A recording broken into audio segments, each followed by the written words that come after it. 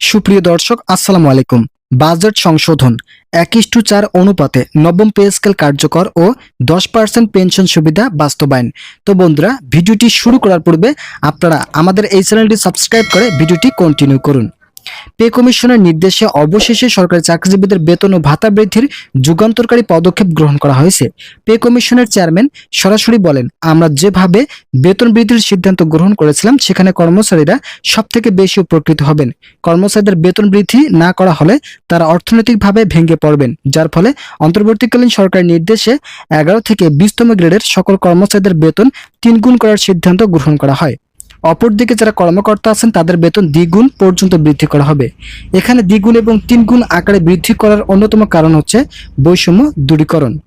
Pay কমিশনের মুখপাত্র আব্দুল মালেক সহ অন্যান্য সদস্যরা 21:4 অনুপাতে নবম পে স্কেল কার্যকরের বিষয়ে বৈঠক করেছেন, যেখানে কর্মকর্তা ও কর্মচারীদের ভাতা বৃদ্ধির সিদ্ধান্তটি গুরুত্ব সহকারে দেখা হয়। কর্মচারীরা যতগুলো দাবি জানিয়েছেন, প্রত্যেকটি দাবি পূরণ না করা হলেও গুরুত্বপূর্ণ আর্থিক কয়েকটি দাবি পূরণ করা হবে। তো বন্ধুরা, যারা যারা সরকারি চাকরিজীবী আছেন তাদের জন্য শুভকামনা রইল।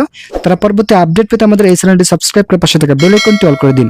অর্থ মন্ত্রণালয়ের একজন ঊর্ধ্বতন কর্মকর্তা বলেন, আমরা সরকারি কর্মকর্তা ও কর্মচারীদের বেতন ও ভাতা বৃদ্ধির বিষয়টিকে ইতিবাচক হিসেবে দেখছি, কেননা দীর্ঘ 10 বছর থেকে একই গ্রেডে বেতন পাওয়ার ফলে বৈষম্য তৈরি হয়েছে।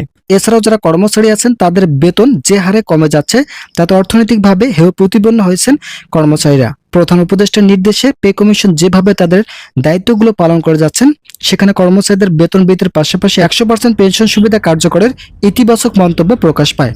পেনশন সুবিধা 100% করার বিষয়ে অর্থ মন্ত্রণালয় যথেষ্ট চেষ্টা চালিয়ে যাচ্ছেন। তবে সূত্র মতে জানা যাচ্ছে, সরকারি চাকরিজীবীরা মাত্র 45% পেনশন সুবিধা পেয়ে থাকেন, কিন্তু এই সামান্য পেনশন সুবিধা কোনোভাবেই গ্রহণযোগ্য নয় বলে মন্তব্য করেন ঊর্ধ্বতন কর্মকর্তারা, যার ফলস্বরূপ পেনশন সুবিধা দ্বিগুণ করার সিদ্ধান্ত গ্রহণ করা হয়। তবে দ্বিগুণ করা হলেও 85 থেকে 90% পর্যন্ত বৃদ্ধির তথ্য প্রকাশ পায়। মোট কথা, বেতন বৃদ্ধি করার পাশাপাশি পেনশন সুবিধা শতভাগ না করা হলেও এর কাছাকাছি থাকবে। তো বন্ধুরা, যারা সরকারি চাকরিজীবী আছেন তাদের জন্য শুভকামনা রইল। তারা পরবর্তী আপডেট পেতে আমাদের এই চ্যানেলটি সাবস্ক্রাইব করে পাশে থাকা বেল আইকনটি অল করে দিন। ফেডারেশনের যুগ্ম সাধারণ সম্পাদক আব্দুল মালেক বলেন, নিয়ম অনুযায়ী প্রতি 5 বছর অন্তর পে স্কেল নির্ধারিত হওয়ার কথা থাকলেও 2020 ও 2025 সালে তা হয়নি, ফলে কর্মচারীরা আর্থিকভাবে ক্ষতিগ্রস্ত হয়েছে। এদিকে অন্তর্বর্তীকালীন সরকারের শিক্ষা উপদেষ্টা অধ্যাপক CR আবরার সম্প্রতি ইঙ্গিত দিয়েছে, পে কমিশন সম্ভবত আগামী জানুয়ারি বা ফেব্রুয়ারির মধ্যে তাদের প্রতিবেদন জমা দেবে। তিনি বলেন, প্রাথমিক দিকে পাওয়া ইঙ্গিত অনুযায়ী সরকারি চাকরিজীবীদের বেতন 50 থেকে 70%, এমনকি কিছু কিছু ক্ষেত্রে 100% পর্যন্ত বাড়তে পারে। উল্লেখ্য, গত 27 জুলাই জাতীয় বেতন কমিশন গঠন করা হয় এবং 6 মাসের মধ্যে সুপারিশ জমা দেওয়ার নির্দেশ দেওয়া হয়েছে। সংশ্লিষ্ট সূত্র জানায়, এও10 জাতীয় সংসদ নির্বাচন এর আগেই বেতন কাঠামো কার্যকর হতে পারে এবং সরকারি চাকরিজীবীরা 2026 সালের জানুয়ারি মাস থেকে নতুন বেতন স্কেল অনুযায়ী ভাতা পেতে পারেন। ইতিমধ্যে এই বিষয়ে নতুন একটি প্রতিবেদন প্রকাশিত হয়েছিল।